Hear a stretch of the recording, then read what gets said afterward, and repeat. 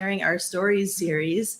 My name is Paris Barker, and I'm part of the Town of Westfield's Human Relations Advisory Commission. We have several other members of that commission here with us tonight. And the mission of the Human Relations Advisory Commission is really to promote inclusivity, inclusion within the town of Westfield, within our community, and to really prevent and eradicate hate in our community. And we think that one excellent way to do that is by inviting people to share their stories with us. And Kim Legan, who is a teacher at the Westfield High School and with us here tonight, brought us the fantastic idea to have David Good join us tonight. And so we are really honored to have David here. David is a biologist and he's co-founder of the Good Project. And the Good Project collaborates with Indigenous communities to build projects that promote self-determination, advance scientific research, preserve their ancient knowledge, and protect their ancestral lands. So he's going to be sharing his story tonight about his mother, who is part of the Yanomami tribe in the Amazon. So really excited to welcome David. Thank you so much. He will do his presentation and then we'll have a short question and answer session afterward. Welcome, David.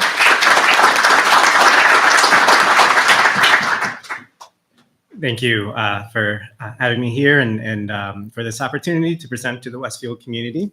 So we'll go ahead and get it started. The title of my presentation is a Yanomami story, and the opening slide here is what is called a shabano, and this is where the Yanomami people live in the Amazon rainforest. It's a typical roundhouse structure with a thatch roof, and within this village unit, you can find anywhere between 75 to 250 people. So let's move on to the next slide here. So let me give you some background and some context here. Venezuela is a South American country that borders the Caribbean Sea here. And if you look to the right, you can see this is the Venezuelan nation state. And if we kind of zoom in right here, right at this tip here, this finger kind of protrudes into Brazil, you see in this greenish area here is Yanomami territory. And that is known as the Casiquiare Alto Orinoco Biosphere. And it was a UN-backed biosphere that was put in place in the 90s in response to the invasion of legal gold miners that were poisoning their lands and waters with mercury and violent confrontations. But my story takes place right around here, deep in the Venezuelan Amazon region known as the Upper Orinoco region. So I guess with every story, there's a backstory. And I could probably begin mine with my parents, with my mom and dad. So my dad, Kenneth Good, was an American anthropologist who was doing his PhD at Penn State University. And he was tasked to live among the Yanomami people who are known as these sort of warlike, fierce, aggressive type people. And he was in the middle of two opposing anthropological debates at the time. One was brought forth by the great Napoleon Chagnon, who had argued that the Yanomami had this sort of innate biological disposition or propensity to go to war. And the more that they kill, the more women they gain, and the more women they gain, the more children they have, thus increasing their reproductive fitness. And of course, other anthropologists at the time had argued against that, saying that there must be, other reasons, and were debating some of his data. So my father was kind of caught between the two. And as a grad student, he was tasked to go into one of the more remote and isolated regions of the Amazon rainforest to live among the Hasupuwei people. And my dad, who grew up in the streets of Philadelphia, found himself in a world largely different than the one he grew up in. And at the time, in the 70s, the Yanomami had very limited to no contact with the outside world. So there's very little diffusion of ideas and thoughts that had come in from going back from the conquistadors to journalists and scientists and explorers. So at the time, they still hunted with the bow and arrow. They had a counting system of 1, 2, and many. So anything 3 is many, 10 is many. They were a non-literate society. They didn't have a calendar. They didn't have a year. And so my dad, who grew up in Philadelphia, just became enamored with this way of life. To him, it was like getting a snapshot of how he thought humans were meant to live, a life where you wake up and what do you have to worry about during the day is to find food. And you do that with each other, with the community members. And so what was supposed to be a 15-month research program among the Yanomami ended up 12 years long in the Amazon with this community. And during that time, he documented what they ate, because that was part of his PhD thesis, was to measure protein intake and see if he can extrapolate from that data if the Yanomami go to war or maybe violence or raids could be dependent on whether there's a shortage of protein. And so here's a picture of the Yanomami fishing in the creeks. And here's a picture of the Yanomama distributing meat. And what he found among the Yanomama is that when they live a life based on reciprocity, and that's how they could survive. You know, I don't know how I could live under the same roof of 50 of my relatives up here, but the Yanomami have evolved and adapted to do it quite harmoniously and peacefully. And the one way they do it is living this life based on reciprocity, where everything they own or eat or consume or hunt is shared among the rest of the community members. So my father ended up learning the language. He walked like them, talked like them, trekked like them. Of course, you know, his PhD advisor was a little upset with him because, you know, eventually he had to finish his dissertation.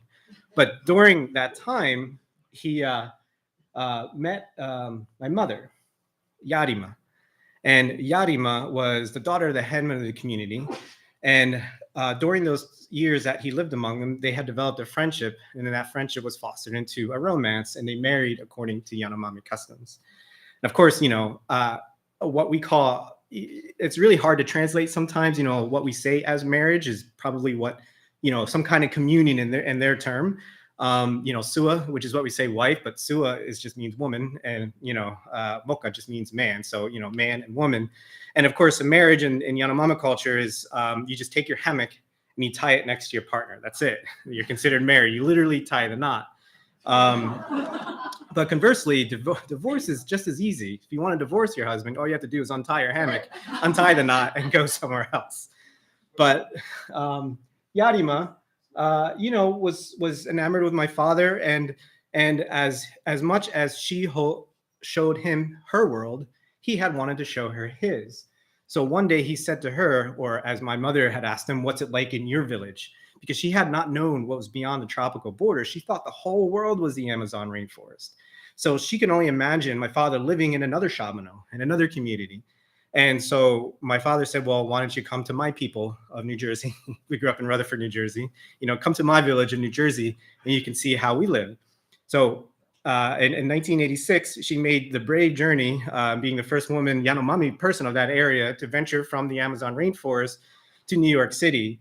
And boy, was she, and we talk about culture shock. I mean, she had seen a car for the first time, electricity, buildings, concrete, everything for the first time. And my dad used to tell me stories where somebody would start up a Jeep or car, and she thought it was an animal roaring at her. She would run and hide behind a bush. She saw her reflection for the first time in a full-length mirror, and she did not know where our feces went every time we flushed the toilet. She was absolutely dumbfounded by it. And it was funny because we would teach her, you got to wash your hands, but all she knows is korehama, orehama, upriver or downriver. And she had asked, "Is this faucet downriver of the toilet?" Because she didn't want to wash her hands in feces water. But, you know, she adapted too. And it goes to show the adaptability of the human mind. And soon after she arrived, she was pregnant with me, and I was born. And this is her seeing a horse for the first time. And, you know, she started learning a little bit of English and a little bit of Spanish and a little bit, you know, how to be a Naba, which means outsider in this world. And so after I was born, she had a daughter, Vanessa. And for the first 5 years of my life, we kind of lived in this intercultural, bilingual kind of lifestyle where we spent time in Rutherford, New Jersey. We spent time in the jungles. We would go back and forth. So here's, you know, my mom holding my sister. This is me down here. And then this is me hitching a ride with my mom and my sister over here. And wow, they're very, very resilient, very strong. I can't imagine what it's like carrying two kids walking through the Amazon jungle barefoot without any clothes on. I can barely do it with my cool sneakers and all my jungle gear. And so here we are in the United States, kind of a contrast. One thing my mother loved quite a bit was French fries. So that's something she picked up rather quickly. French fries, Coca-Cola. And I guess it's, it's that biological, it's built in all of us, right? That craving for salt, for sugar, right? It's built in all of us. So, and here's, we're having a feast on fries. And then here's my mother shoveling snow for the first time. She had never seen the snow. She thought the sky was falling down on her. And here I am, a little older, as a 5-year-old, given my first bow and arrow in the jungles, and I learned how to hunt and, at the time, shoot little lizards and birds. And then, during those first 5 years of life, we were a happy family. I had many good memories of being with mom in the jungle, many good memories of being with my mom here in the United States. So I invite you, if you want to learn more about my father's story and what it's like studying among the Yanomami, falling in love with my mother, and moving here, I invite you to read his book, Into the Heart: One Man's Pursuit and Love Among the Yanomami, to kind of get a deeper insight on his experience. But at the end of this publication, or when this book was published, shortly after, my mother had one more child, Daniel. So 2 other siblings, and we just continued our life here in New Jersey, in the Jersey Shore. And here we are. I believe, I'm not exactly sure what this is, but you could see mom is smiling. She's learning how to, the fashion style of the time. And here we are eating ice cream. And little did I know when I was 5 that while my mom was having a good time, when she was up here, she also felt very lonely and estranged from this society and this world. And she had no one else to talk to. She couldn't call upon her sisters to go fishing or go crabbing. She couldn't, vent or talk to her mother or a sister. The only other person she could talk to in this society was my father. And after about 4 or 5 years, it started taking a toll on her. And in 1992, we were filmed by National Geographic Explorer Series on a return expedition to our homeland. And it was during that time when my mother kind of snapped. And she said she couldn't do it, not one more day. And unfortunately, she had to make the very difficult decision, and under these extenuating circumstances, to separate from the family. And that would be the last time I would see my mother for 20 years. So just like that, my mother was gone. And during those next 20 years, I couldn't understand as a 5-year-old the cultural differences she was and the conflict she was experiencing. She was just mom to me. It didn't matter if she was eating bugs and tarantulas in the jungle or eating French fries here in New Jersey. She was my mother. But losing her also resulted in sort of this struggle in finding my identity as a Yanomami American. And during those 20 years, I struggled. But if we do fast forward to 2011, after I graduated college, I decided that whatever happened to mom and whatever the circumstances that forced her to make this very difficult decision didn't matter to me. In 2011, I decided I had to embark on this quest, on a mission to go back to the Amazon rainforest and look for her. But how do you find a hunter-gatherer mother who's semi-nomadic, that has no means of communication outside of her village? So it took me about a couple years, a lot of digging, a lot of researching, a lot of talking, until I finally met with Dr. Hortense Caballero. And she is a Venezuelan anthropologist who had studied the Yanomami in a different region for about 20, 25 years. And she had agreed to take me under her wing and to help me find my mother in the Amazon rainforest. And now finding her is more than just buying an Expedia ticket to the community. So I'd like to share, let's see if this works. Yes, it does.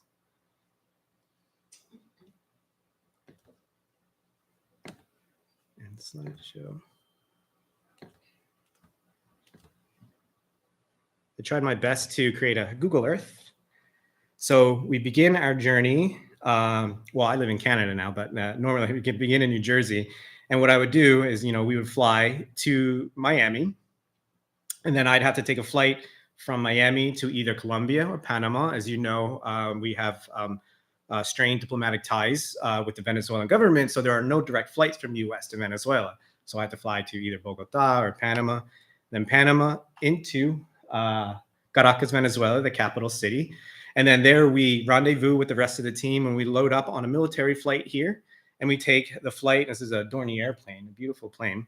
And we load up all our gear, and we go from Caracas all the way to La Esmeralda, which is sort of this main hub within the Amazon rainforest. We're not quite in Yanomami territory, but then we got to get on a boat and we go about 4, 5, sometimes 6 days up the Orinoco River, camping in villages and in the jungles along the way. And then once we get to this, as you can see, this is the river route. And even though by the way the crow flies, it seems like not that long, but the river miles, a lot of zigzagging back and forth. But then our most biggest obstacle is crossing the Guajaripo Rapids. And this is a very infamous set of landmarks where had prevented a lot of explorers at that time. They actually had thought this was the headwaters of the Orinoco. And this kind of biological obstacle, or sorry, this landmark, I think played a role in keeping my mother and family so isolated and remote for so long. And while my father told me stories of him capsizing here while sick with malaria, I've had my fair share of stories of getting swept in these rapids, almost capsizing my boat. Saw my friend get shocked by electric eel. So by the time we get closer, I got to find her because the Yanomami are semi-nomadic. The Amazonian terrain is not fertile, actually. Most of the nutrients is taken up in the biomass. So they have to practice what's called slash and burn horticulture, where they burn the underbrush to fertilize the ground. But it only yields enough crops to feed the village for maybe 2-3 years. So they're constantly moving around. So when I get to the trailhead, I don't know where mom is. So we have to send a scout or we have to go look for her. And then they could be on the river or they can be inland. And from here to here, it's about 2-3 day trek with equipment. So that's what it takes to find my mom. Let me go back to the presentation here.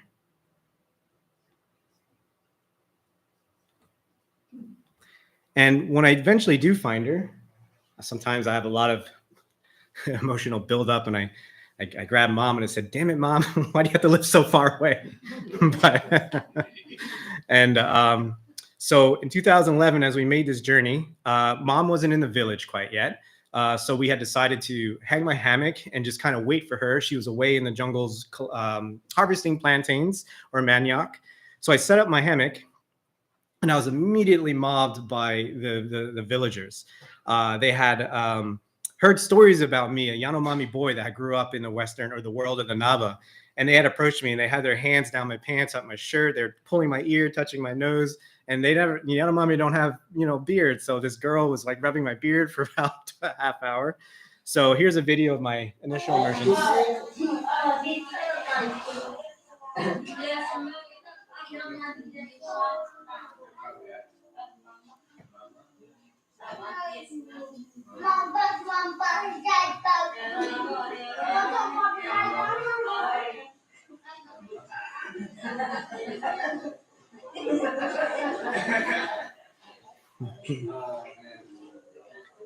So you got to remember, I'm just some kid from Rutherford, New Jersey. I grew up playing in the playgrounds and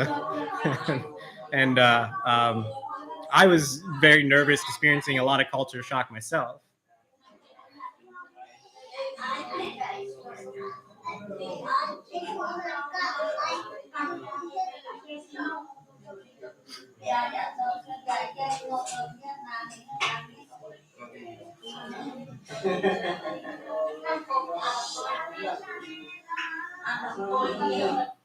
And in that moment, because when you're 5, you're speaking to your mom, right? And I was speaking Yanomami, but I had lost a lot of that. And in this moment, there were only 2 phrases I remembered from my childhood, 2 complete phrases. And one was ya ohi, which is I'm hungry, and the other was ya bosi shiiti, which is my butt really itches. So those were the 2 phrases that I knew, and I wasn't going to make that kind of impression to my family quite yet. So after about an hour and a half to 2 hours of, this kind of deep anxiety of being immersed with my family for the first time, my mother walks into the village and there's this immediate hush. And I stood up and I instantly recognized her and she recognized me. And I just walked up to her and she walked up to me. And even though I couldn't speak Yanomami, she couldn't speak English, all I could do was just put my hand on her shoulder. And I said, Mom, it's me, it's your son, and I've come home. And I want to share that moment with you.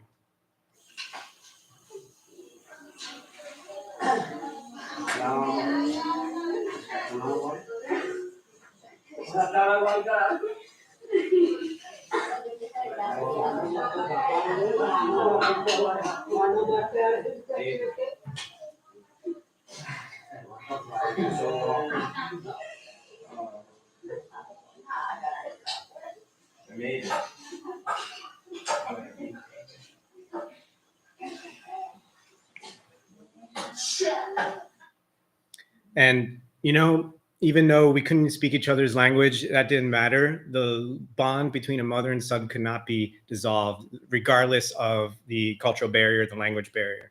And I knew right then and there, I didn't care why she left. I didn't care, you know, that she had to make that hard decision. The 20 years have gone by. It's all behind me. What I was happy is that she was alive and she's well. And I was ready to pick up from where I left off, to reclaim my Indigenous heritage, to understand the world of the Yanomami, which is also in my blood. And I got to meet, you know, other community members. This guy right here was my brother. And, you know, after this emotional reunion with my mother, he comes up to me. And, you know, I don't know what I was thinking. I said, "Hey, how you doing? I'm David. Nice to meet you." It's like, I don't know what I was thinking. And he looked at me with these very, very dumbfounded face. But I got to meet, you know, other people in my community. And I realized I don't have, you know, just a mother. I have an entire village, entire lineage, a kinship network of aunts and uncles and cousins and nieces and nephew. And these are some of the community members in my, some of the children in my village. And here's a silly selfie. And then let me show you this video here of what it's like walking into my village. And to kind of get a ground level view of the Shabano.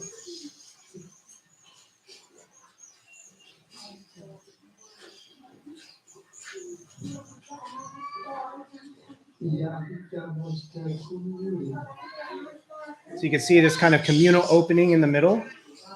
A lot of scaffolding and poles that are kind of holding up the roof.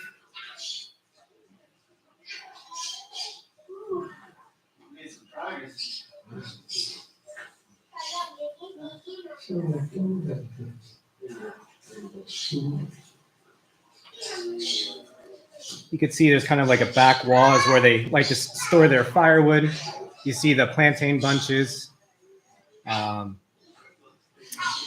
then this is how they sleep. They triangulate their hammocks around the fire. It gets pretty cold in the jungle at night, so you're sleeping almost right on top of the fire.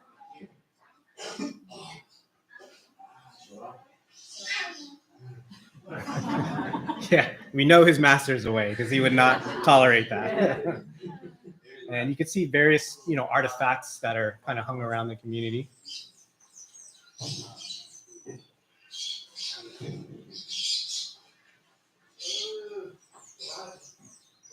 And it's amazing. There's no walls, you know. We do everything in private, sleep in private, go to the bathroom in private. Everything's in private. There's no such thing as alone time among the Yanomami. Something I had to learn.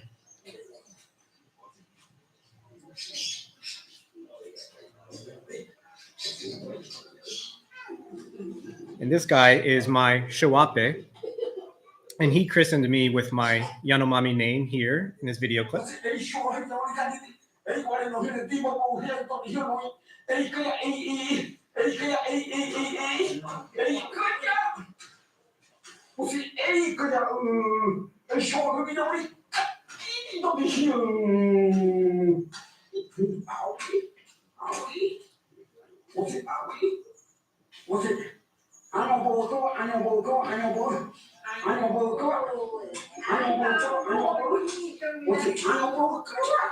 You're saying, you know, Shawahikatakuya, which is I am your uncle, Anyoboa Goa, and saying your name is Anyoboa. And it came to him in a vision that I had left my village 20 years ago, and I had to just take a very, very long detour back home. Not sure how flattering that is, but that could be roughly translated into the way around, Anyoboa Mo.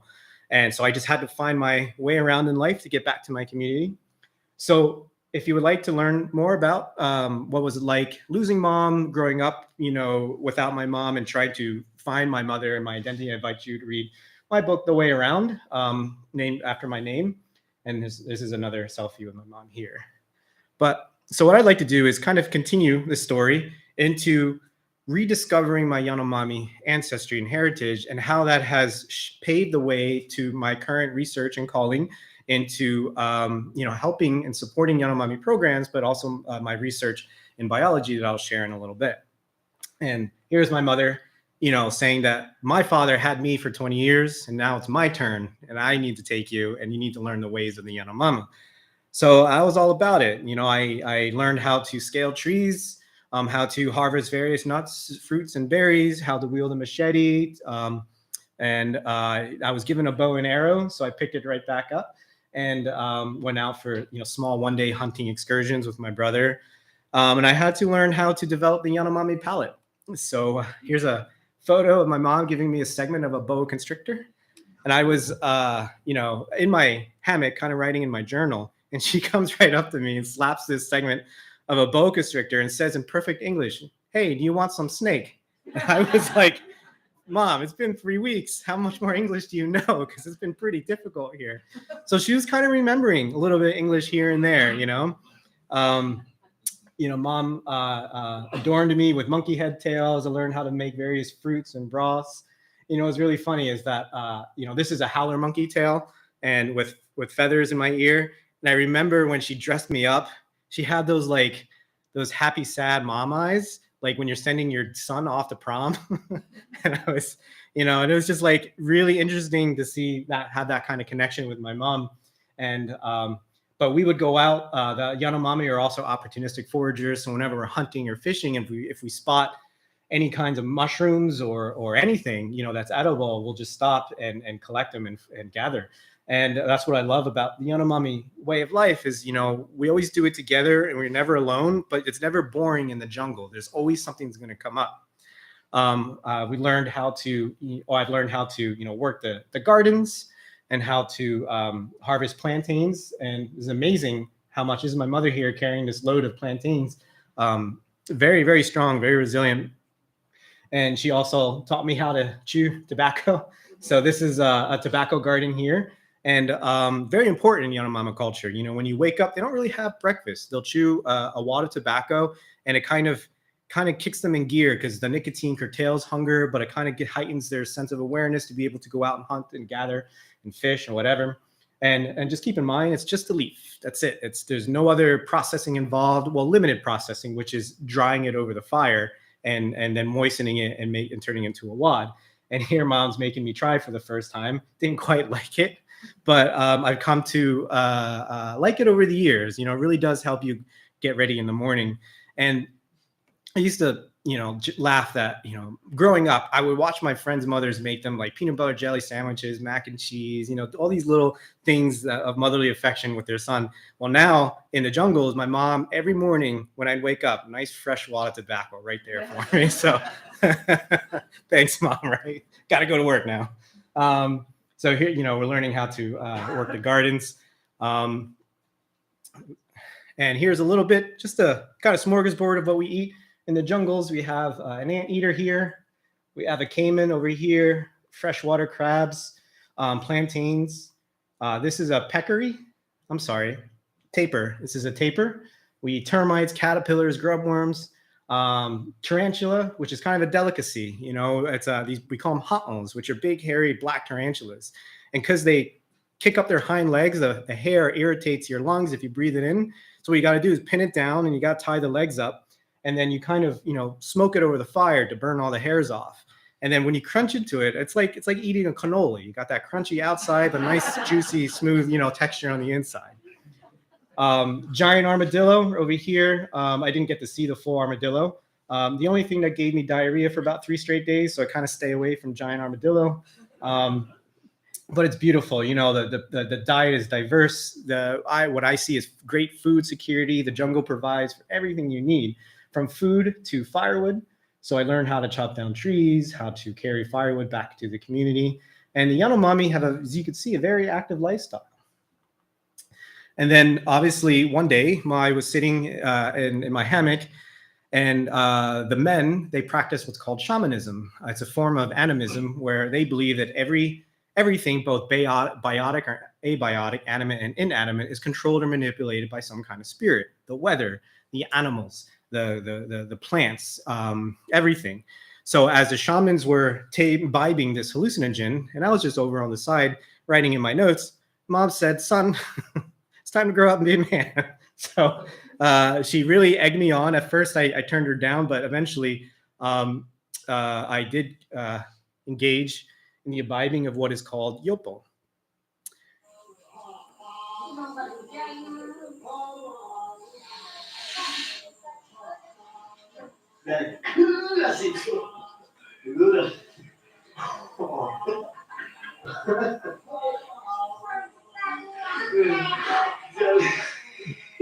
Pause here for a second to explain. So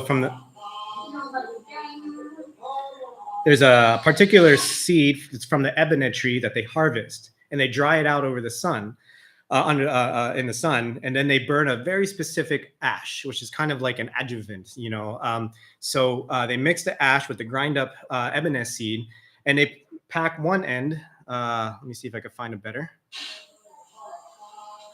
I'll let that run. So they pack about a tablespoon of this powder, one end, and as you saw, the taper end goes up your nostril, and then the shaman will go just blow the powder into your nasal cavity, and it's very, very painful. But it is the two main hallucinogens is DMT derivative and bufotenin. And sorry, this is really loud. And this is how the Yanomami men and sometimes the women commune with the spirits. They call them hekura, and they believe the hekura live in your chest, and you can call upon these various spirits to for whatever the circumstance calls for, whether you want to heal the sick or help with the weather or grow your plantains. So normally it's not, because it was my first time, it was a bit of a spectacle for my village. So you could hear the laughing in the background. You heard the men's chanting in the other end. But all I remember was, afterwards, I don't feel like I've actually entered the spirit world, but I just remember it's very common, especially those who've tried the ayahuasca, is that you feel like you're plugged into this sort of like this matrix of the rainforest. Is really, really interesting. But two things that I remember is that, the birds that were flying across the sky just left out this long sustained tweet, tweet. And then, I was socialized in Western society. So when I looked around the community, I was just like, everyone is naked. I've never seen so many topless people in my life in one area. So it was quite an experience, but I like to think I made my mom proud for sort of experiencing that aspect of Yanomami culture. And then, let's see how we're doing with time. Okay, let's move on. And, I am very happy and honored to be able to not only rediscover my Yanomami heritage, but to be able to spend time with my mom and make up for the 20 years of having no contact and missing her. But one thing I recognize is that I, other than my siblings, am the only member of my community, and even in that whole region, that was born and raised in Western society, educated like a Westerner, that thinks like a Westerner, socialized like a Westerner. And unfortunately, today, they are experiencing a lot of challenges and threats and risks that are brought on by Westerners. So much to my mother's disappointment, I had to tell her that, it would be wrong of me to just stay there forever.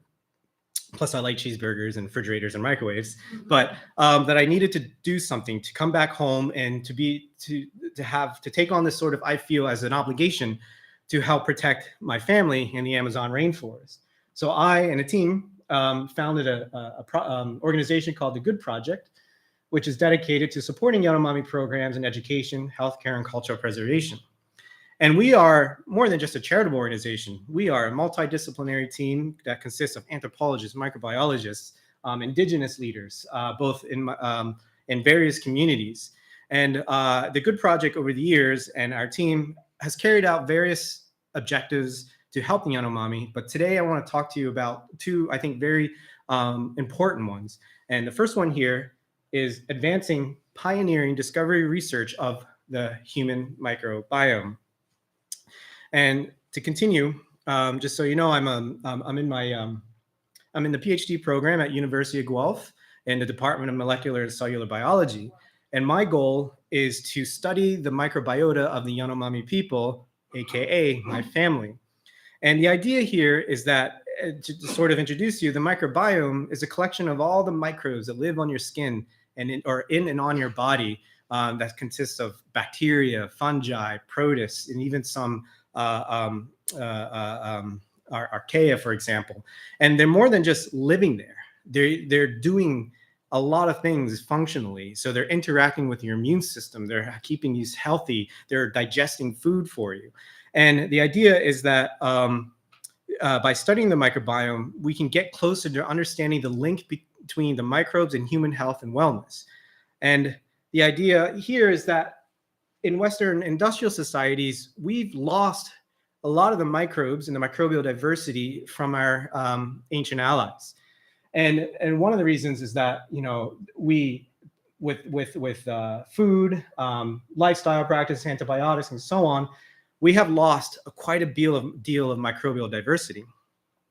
And by our decrease in microbial diversity in our microbiome has linked to an increased incidence of obesity, diabetes, an array of chronic inflammatory diseases, autoimmune diseases. And you could see on this map since the 1950s and how all of these autoimmune and chronic inflammatory conditions have skyrocketed.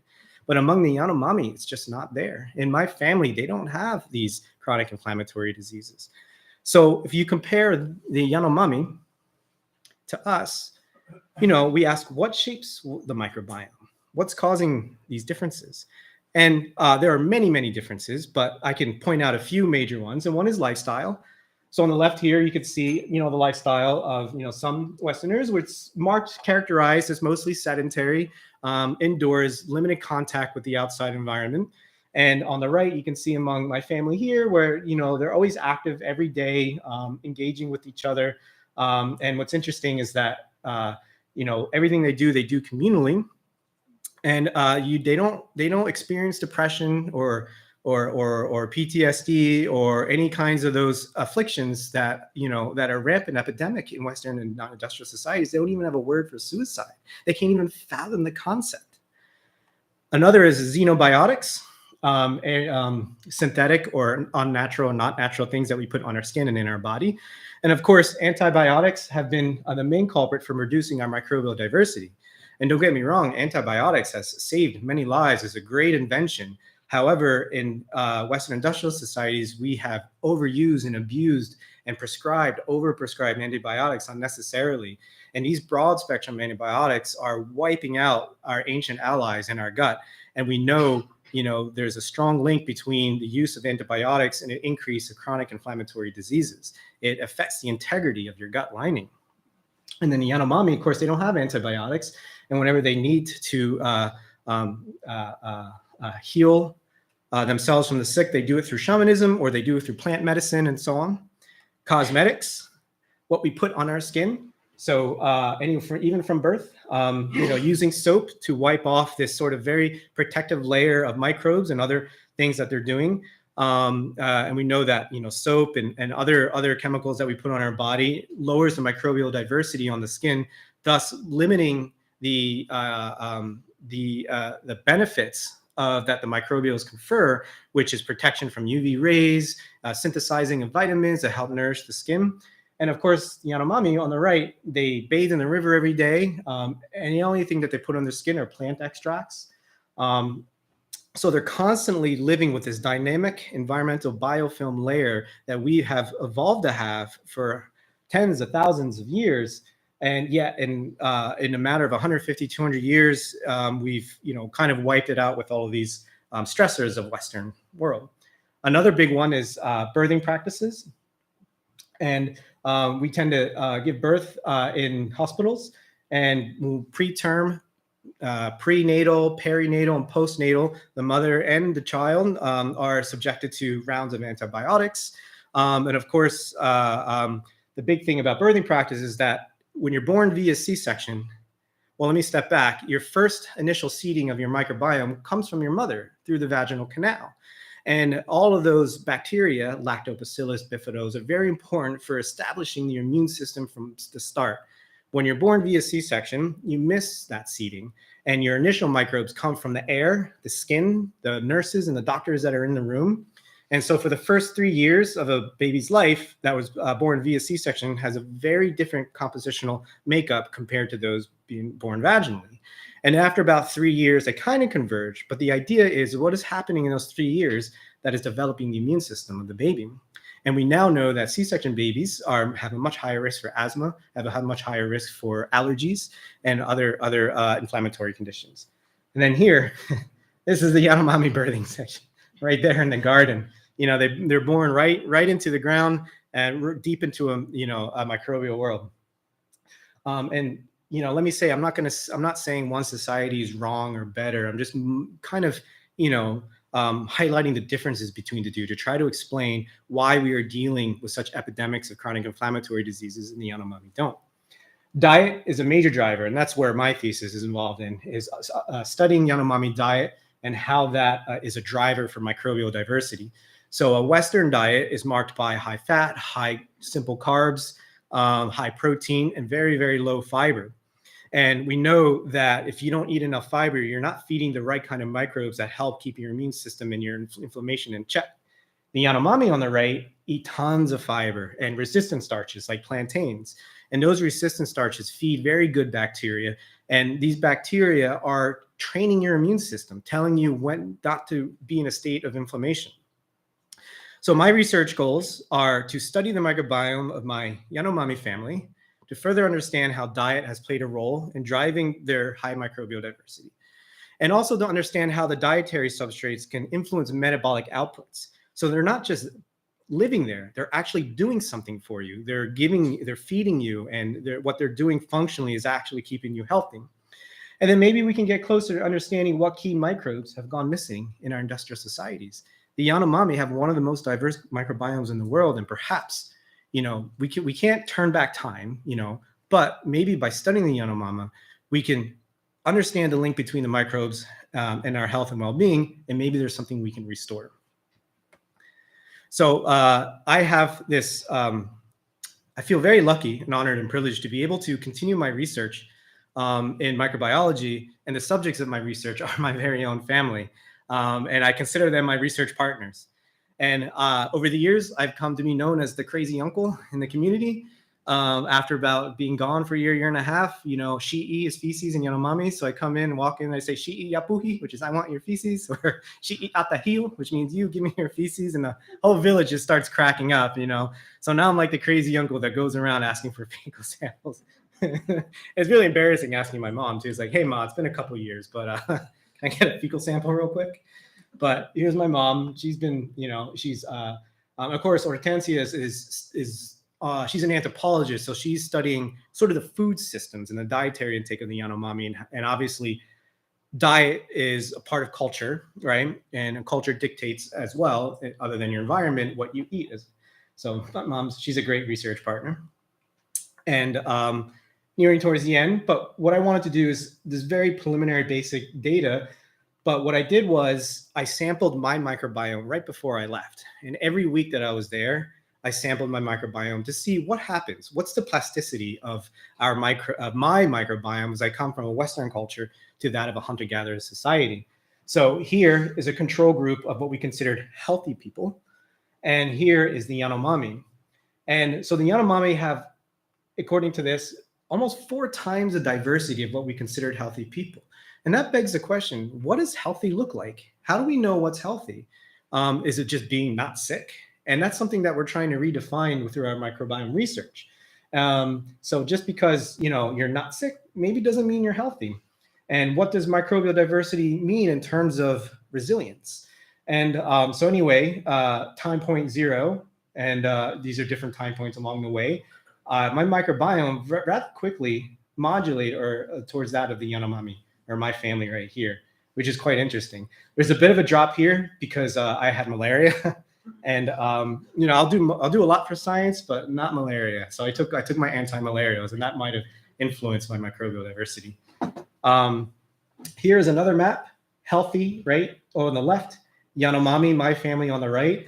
And basically the red means presence of various kinds of classifications of bacteria, and the purple means absence. So you could see on the Yanomami have all of these different microbes that are living on their skin. They're doing lots of metabolically active things. And then I'm in the middle here. I really like this story here. So I don't know if there was in the news lately, maybe about a year ago, a group of scientists had unearthed coprolites, and coprolites are these fossilized feces from ancient societies from 3,000 years ago. But in those coprolites are DNA of bacteria. So they're able to assemble the microbiome of people that have lived in southern Mexico or southern United States and Mexico 2,000 to 3,000 years ago. And we were able to characterize their diversity. So here on the right-hand side, you can see kind of a block of red. This is a profile of enzymes that break down carbohydrates in industrial societies. So these enzymes are the types of enzymes that break down simple sugars, refined carbohydrates. And then the blue here are enzymes that break down carbohydrates that are found in plant fibers and so on. And look, on the non-industrial societies, comparing other hunter-gatherer groups, quite the opposite. What's interesting about this is that this column right here of coprolites matches very closely to that of the Yanomami. So what that means is that my family has, could represent what our microbiome may have looked like 3,000 years ago, but yet they're living today. So this is an opportunity for us to maybe find our ancient allies resident with the gut of my mom.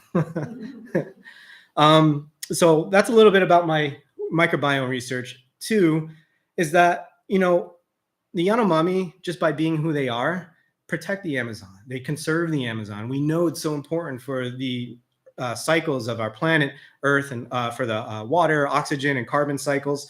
And just by being who they are, they help protect the Amazon. And I believe, who better to teach us than the people that have evolved and lived there for thousands of years.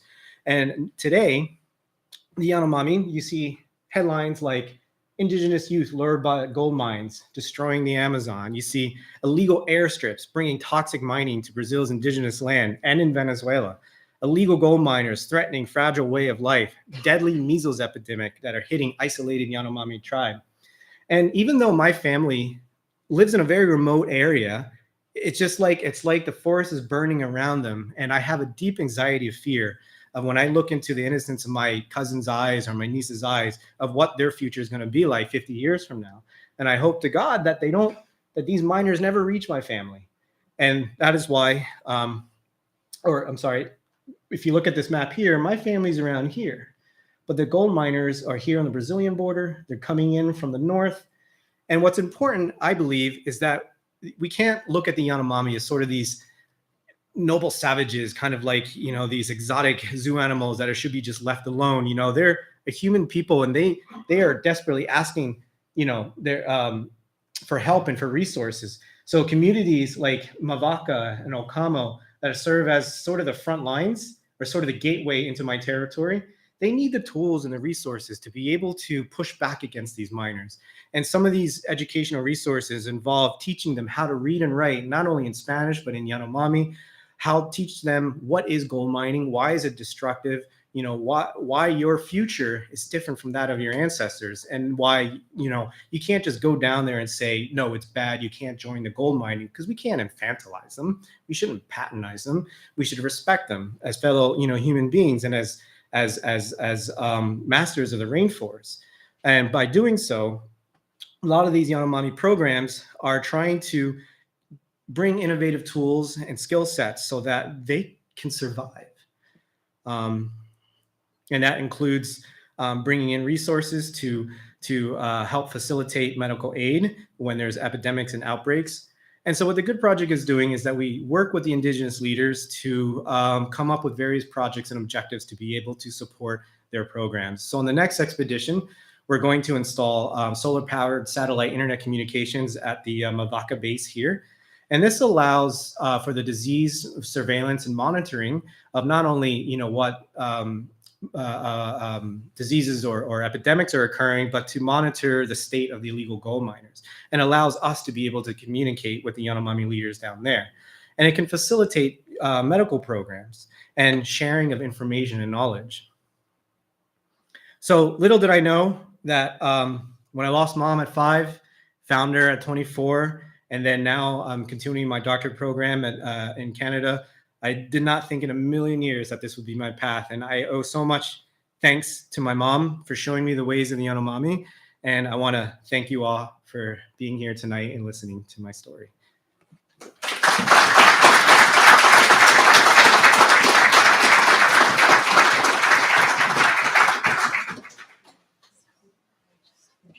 Q&A. Yeah. So David has agreed to make himself available for some questions from the audience. So please go right ahead and ask away, David. Yes, definitely. I'm like an open book, literally. So yes. Yeah, very nice presentation. Thank you. What's the attitude of the Venezuelan government towards this gold miners? So they had opened up what is called the Arco Minero de Orinoco, which is called the mining arc, and it's just north of the Yanomami territory. And as you know, Venezuela is in a state of economic and political crisis. They sit on top of the world's largest oil reserves, but yet they don't have the means to extract it. And they were a what's that called? A resource economy where it's basically all on oil, and then prices of oil plummeted. And of course, they nationalized a lot of the oil companies. And so there's very little investment right now. So they are looking to mining, as part of their economy. And so the interesting fact is that the Yanomami live on lots and lots of gold and cobalt, right? All these rare earth elements that we need for electronics and so on.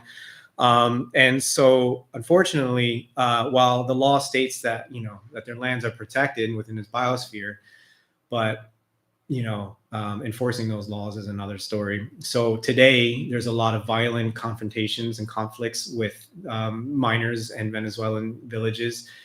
But the thing is, that one headline where they said luring indigenous youth, for me, I feel like it's like injecting a virus, weakening the people, and then getting, and then making them easier to conquer.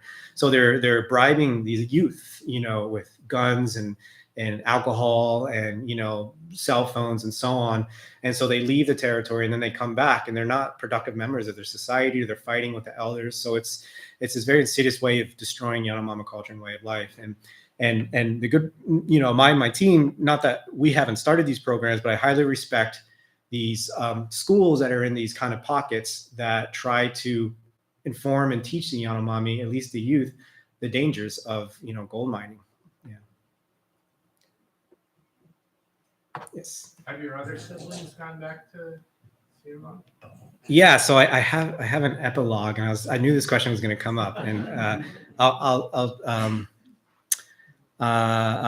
let's get into it. So in 2013, one of my favorite moments in the jungle is right when the sun sets, right? The mosquitoes kind of go to sleep. I'm sorry, the biting gnats go to sleep. The mosquitoes aren't out in full force. So I'm swaying back and forth in my hammock, and my mom's in her hammock, and she goes, "Mocha," which is a term of endearment a mom would say to her son. She goes, "Mocha, New Jersey, it's good." She goes, "Pennsylvania, it's good. Florida, it's good." Now she's got my full attention because she's speaking English. And she goes, "I want pizza. I want French fries. I want apples. I want peaches." And she goes, "You take me there." So in 2013, she had asked me to take her to the United States to not only eat pizza and French fries, but she really wanted to see her other children, and my father, whom she loved for many years. But extracting a woman from one of the remote areas of the Amazon rainforest in the most difficult countries to maneuver and get her a visa into the United States was very difficult. But in 2019, I was able to do just that. And I brought mom here to the United States, to Philadelphia, Rutherford, New York, and she reunited with my brother and sister for the first time in 30 years, saw my dad. While my brother and sister are much younger than me, they have fewer memories, but they also have different paths in life. My sister's married with 3 kids. My brother has a full-time job in Philadelphia. I guess I'm the one that kind of just picks up and just leaves and disappears into the jungle. But yeah, that's at the end of this, I have another video to show you, but yeah. Yes. Have you, has anybody figured out what the lifespan is? I mean, I don't know. Sure. If they keep track of birthdays and. Yeah. And I don't know how my mom is. So Yeah. Actually, when I got her a visa, I made her birth certificate. I gave her a new birthday, new age, and Yeah. everything. it's really tough because as a non-literate society, they don't count beyond 2. There's no calendar. There's no birth certificate. I would look into the work of John Peters, who's a Canadian demographer who worked among the Shiriana, which is kind of a subset of the Yanomami. And, and that was a snapshot in time in the 80s, but he put their lifespan between around 50, 55. But that doesn't mean they can't, live to be in their older years. And I think, they certainly have the capability. It's just that when they do get older, it's much harder to fight malaria and other infectious diseases. So that's probably the primary cause of death among the Yanomami. So it's really tough to because we have absolutely no demographic data epidemiological data on the Yanomami. And in terms of schools, are they mostly missionary schools? Mm-hmm. Yeah, one thing I want to mention is that, there's no schools in my community, right? They're so far off. So as you get closer and closer to the outside world, you start seeing mission compounds, right? So you have missionaries that had propped up schools in the 70s, but now, they are part of the Venezuelan curriculum. So, first grade, second grade, but they also, they're intercultural and bilingual schools. So now they have Yanomami teachers that teach, in their native language, which is the only way to go for sure. Yeah. Thank you. Thank you. Any other questions? Yes. Are you planning to come back to your family? Am I planning to go back? Yes, I have an expedition planned for May. A lot of things that we're doing. So I'm going to continue my microbiome research. Yes, I'm going to collect more fecal samples. But I'm going to install the solar panel systems for the Yanomami. I'm trying to decrease their dependency on fossil fuels in that area. So the missions are run by diesel generators. Also, outboard motors is their main form of mobility between communities in this particular area, and also for sending outpatient, or outpatient Yanomami to clinics. And so I'm going to bring down the area's first electric outboard motor that runs completely on a 48-volt system. And so I hope to replace, fossil fuels in the future. Is there a written language? So how did it become a written language? Yeah, so anthropologists even my father, Jacques Lizotte, Chagnon, that had lived there for many years, that learned the language, but was able to use the international phonetic system to create a Yanomami alphabet. And then they were able to create understanding the Yanomami syntax and creating a lexicon. And then they were able to build off of that and actually create a Yanomami, it's a lot of work. And my father learned the language before that any of that was ever done. So, kudos to him to just full immersion, just learning how to speak Yanomami. Yeah.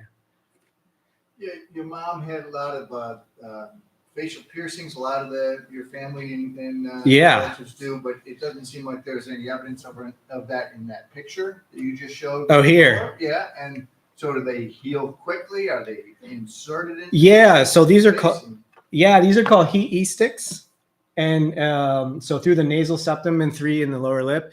And it's just self-adornment, and it signifies, I guess, youth, right? And then, I guess when you come to a point in your life, there's no real reason to wear the heat sticks anymore. So in this picture, there's about a 11-year difference between these two pictures. Yeah. So she doesn't wear the heat sticks anymore. Mom wanted to she wanted to pierce my ears, and not that I'm against it. It's just that, man, if I got an infection in the jungle, and I don't have the microbiomes they do, and they take, and the way they pierce it, they find these really hard sticks and they whittle it down and they kind of like drill it into your skin. I was like, no, Ma, not this time. I'll go to Piercing Pagoda and I'll do that. Yeah, I owe her that much. Yeah. Yeah. Any other questions? Yes. How did you start the Good Project? Yeah, well, geez, looking back, I wish I picked a different name. It was just a silly joke in college. It was a pun. But this, when you register with the IRS, that's what it has to be. And I hope to I would love to change it someday to be more representative of, Yanomami language.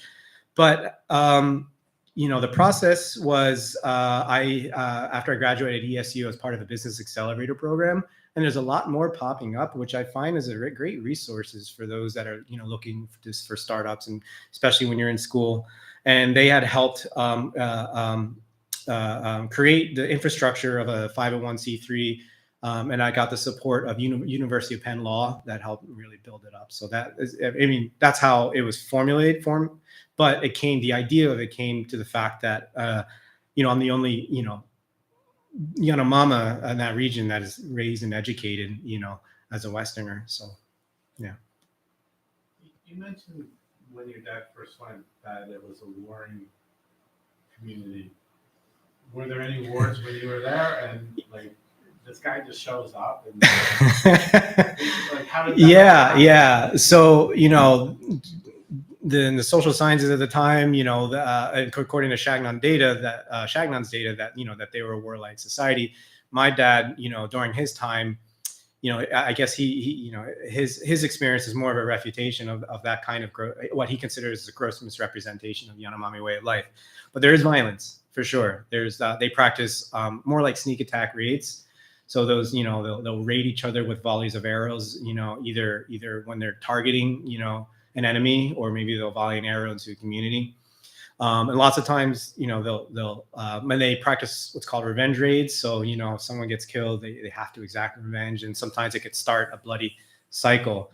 But, we call it bloody, but, their wars are nothing like the Western world. So it's interesting because there's violence like in every society. But yeah, I've yet to witness. I've witnessed a club duel where, the transgressor would challenge someone to a duel if they, stole his plantains or slept with his wife or something like that. And so they'll stand up and they'll exchange blows to the head. And it looks really, really bloody. But now that I've come to understand more about Yanomami culture, it's actually a way to, it's a way to prevent escalation of violence to the point where you kill someone. And lots of times they'll come up and say, "All right, brother, I'm not angry at you anymore. Just don't do it again." But it's interesting, and violence is not my area of expertise, but and the cause of violence, but it certainly does exist among Yanomami culture. And they just accepted you dad. He just showed up. Oh, well, no. They didn't know what to make of my dad, because my dad made first contact with a lot of Yanomami communities in that region because he spoke the language. So they thought he was sort of like this spirit because he had light skin, that kind of like one of the Bore spirits that came from the other cosmos of Yanomami reality. And they thought that his glasses allowed him to see for miles on end. And oftentimes they questioned his mortality. So he would overhear conversations saying, "Hey, do you think we should shoot him just to see if he's immortal?" Like, yeah. And they were like, yeah. I mean, if he's immortal and we shoot him, then he shouldn't die. Let's just give it a shot. So, and my dad kind of freaked out a little bit. So what he did was he told them, "Well, it depends on where you shoot me." So that kind of left the Yanomami thinking, and they just said, "Nah, we won't shoot him." So, yeah, but that's a good point. In anthropology, we practice what's called participant observation. Where we try to understand another culture without injecting, our presence. But just by being there, you're going to disrupt Yanomami way of life. So who knows, how my father's presence affected. But, living there for 12 years, marrying a Yanomami, he's witnessed raids for sure. Yeah. And yeah. So, yes. Is there issues? First of all, I want to thank you for Thank you. sharing your story with us. But is there issues, like you were saying, how the tribe moves around every couple of years? Mhm. Does that cause problems with other cultures? And how big of a region is it? Oh yeah. Oh, that's a great question. I forgot the square kilometers in my head, but I could say I know this for a fact that the Yanomami inhabit in their biosphere. There's more acreage per Yanomami than any other indigenous group in all of Amazonia. So it makes them quite unique. And they're very calculated in where they go. They don't want to be too close to another community because that could infringe upon hunting grounds, right? You need a certain amount of land to hunt. And when those animals become depleted, monkeys, peccaries, capybaras, and so on, tapirs, the Yanomami will move to different areas, not for new gardens, but also for new hunting grounds. And they're very, even though they have no phones or means of, emailing each other, they're very aware of where the other communities are and not to infringe upon their territory unless they're allies or whatever. Yeah, so it's never really caused any issues between within the Yanomami community. And of course, the Yanomami at the borders, they border another indigenous group known as the Makaritari, the Aquana people. And sometimes historically, there have been raids and wars between them, but at least today, relative peace between the two groups, because I think they kind of share a common enemy of the gold miners and so on.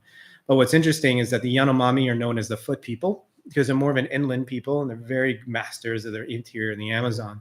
And the Makaritari are known as the riverine people, make beautiful dugout canoes. And now they're kind of teaching each other, which is really, really interesting. And intermarrying as well. Yeah, really interesting.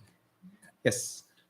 Have you seen contacts like your dad's and your own that have introduced illnesses that they don't have immunities? Yeah. Problem? Oh, absolutely. So measles was a big one. There was 2 epidemics, one in the 70s and one in the 80s, and one very recently, actually, that have wiped out almost like 20, 30% of the Yanomami population. So, they have what we call a naive immune system, as you know. So they, their inflammatory responses against these novel pathogens, are just so exaggerated that, that they don't make it, similar to the Native Americans here, right? So they don't have that kind of, it's called they don't have that immunological experience. I don't know what it's like today, the spread of measles. It'd be great to study actually their blood to see what kind of antibodies they have against, measles or other types of measles-related diseases. And the latest is COVID-19 has affected a lot of people, but the Yanomami, unfortunately, don't have it, they don't understand germ theory, and especially when they have the sticks in there, how are you going to put a mask on the sticks? So it's really hard to teach them that. And the Yanomami are social people, they travel between groups, they share everything. I learned that real quick. Even the tobacco in their wads, it's a gesture of camaraderie, and it's an endearing gesture when a Yanomami will come up, take your tobacco wad dripping with saliva, give it to you, and you're expected to take it and put it in your mouth. It's yeah. And I remember they're making like a plantain broth one time, and this one Yanomami kind of had a cold, so he's kind of sneezing right into it, noses, and he just whisks his nose away and he goes right in. So when you visit a community, they make this tate, which is like a banana drink, and it's you're expected, as a friendly to drink it. And I did it. I had, I had to do it. So, and you could see how viruses can spread rather rapidly among the Yanomami. Yeah, unfortunately, and measles killed off quite a bit. Yeah. They interact with other groups or The tribes, and if so, is there a common language? There's no common language. That's a great question. Yanomami is not related to any other language on the language tree. So obviously, surrounding groups, it's unique to that area, like the Makaritari, Aquana people, Pemon. They're part of that larger Arawak and Carib, family group, but the Yanomami are not. And I think it goes to show how isolated and remote the Yanomami people were for so long that, if they were once part of a much larger ancient Amazonian civilization, they might have splintered off. There's 2 theories that they had splintered off this ancient Amazonian civilization into the Parima Highlands, where they kind of evolved to create their own language and so on, or they're part of another wave of crossing the Bering Strait, 15,000 years ago, and they and this group kind of made its own home in the Parima Highlands, remained isolated. So those are 2 theories. But today, yes, there's a lot of interaction between Yanomami and other indigenous groups. Unfortunately, the Yakwana people, have been more integrated with the nation state society much longer.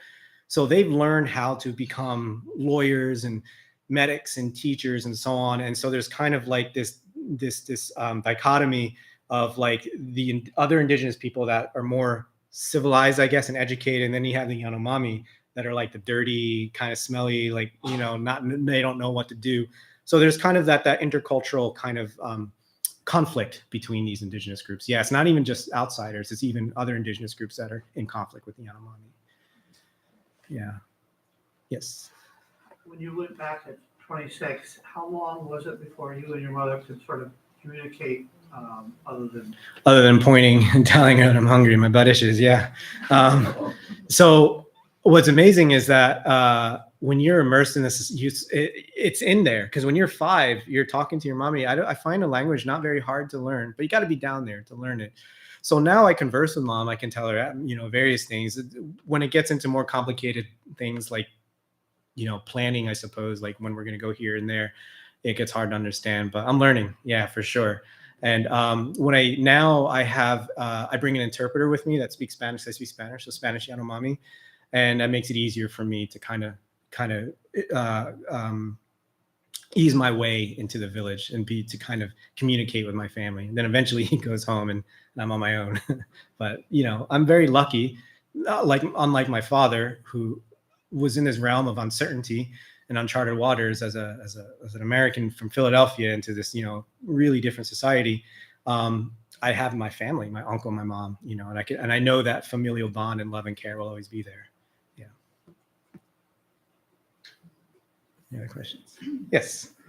How do the elders feel about the intermarrying between peoples? Between Yanomami and non-Yanomami, you mean? Yeah. Yeah, well, I mean, in my case, it was the idea of my mom marrying my dad was brought on by an elder, right? So I can't speak for the other communities. But what I can say is that the Yanomami practice what's called bride payment.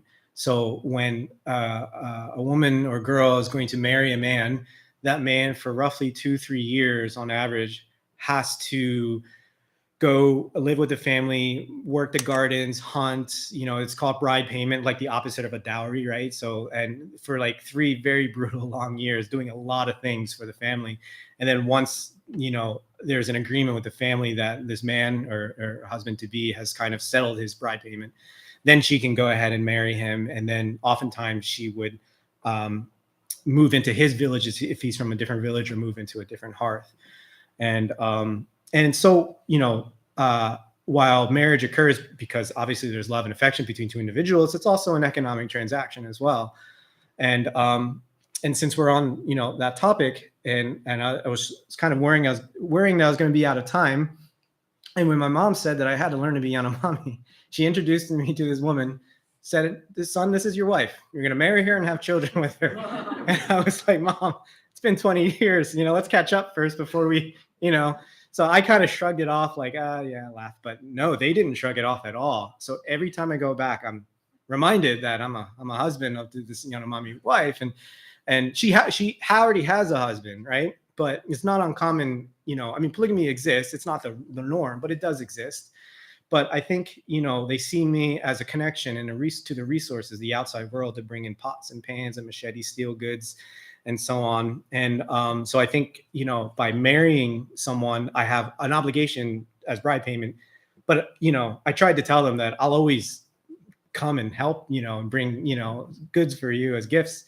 But then on the other side, my mom, as every other mom, wants grandkids. And I think she really wanted me to have Yanomami babies. And I told her I had a wife. And she said, "Yeah, but that's your outside wife. That's your American wife. This is your Yanomami wife."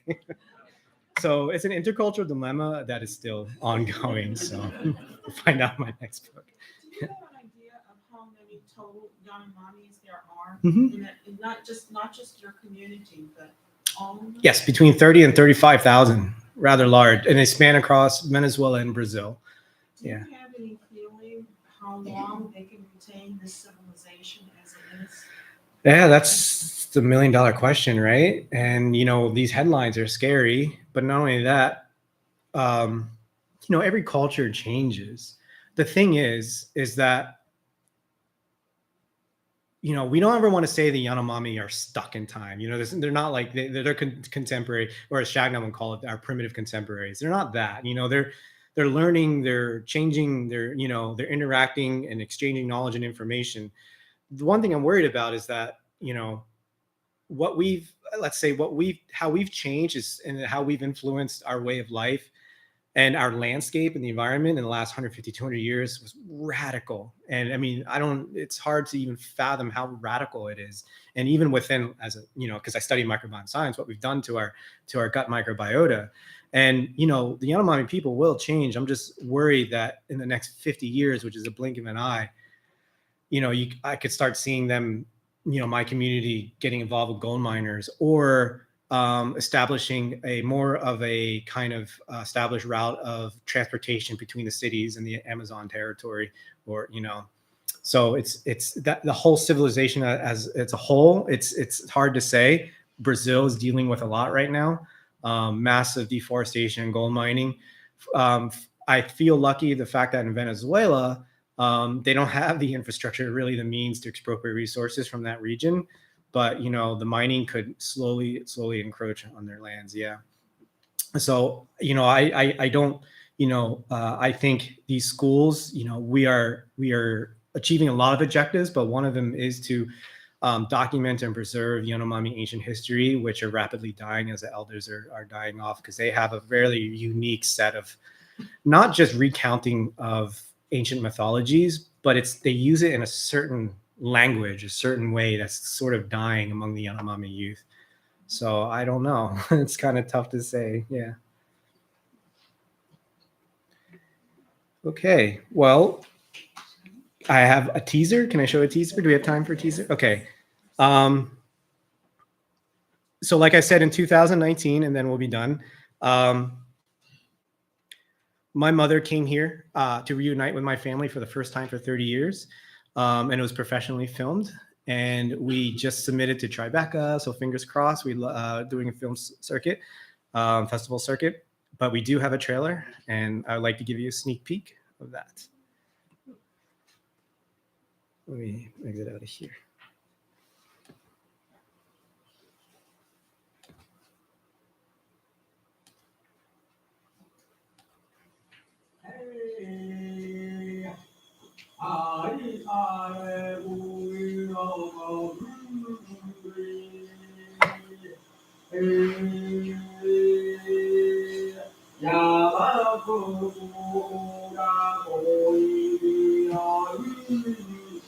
For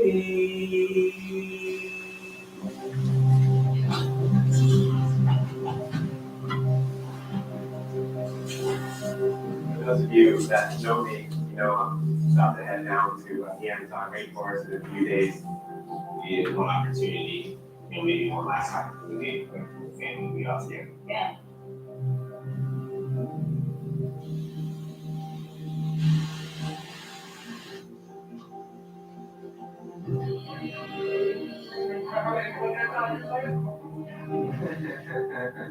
Hey Mom, I'm here. Good night, so you can do it again. No, what are you going to do? You don't want to send it to Mom right now. There's no way you can send it to Mom right now. She want to go.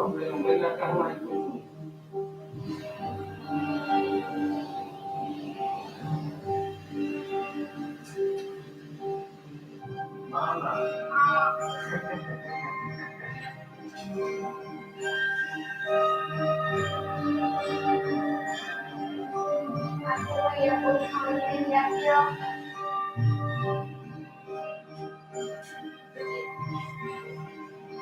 I need like a reset to handle this. But tell her. She's gone.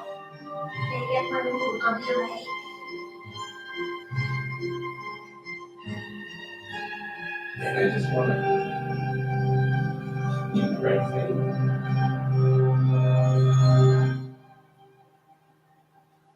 Thank you.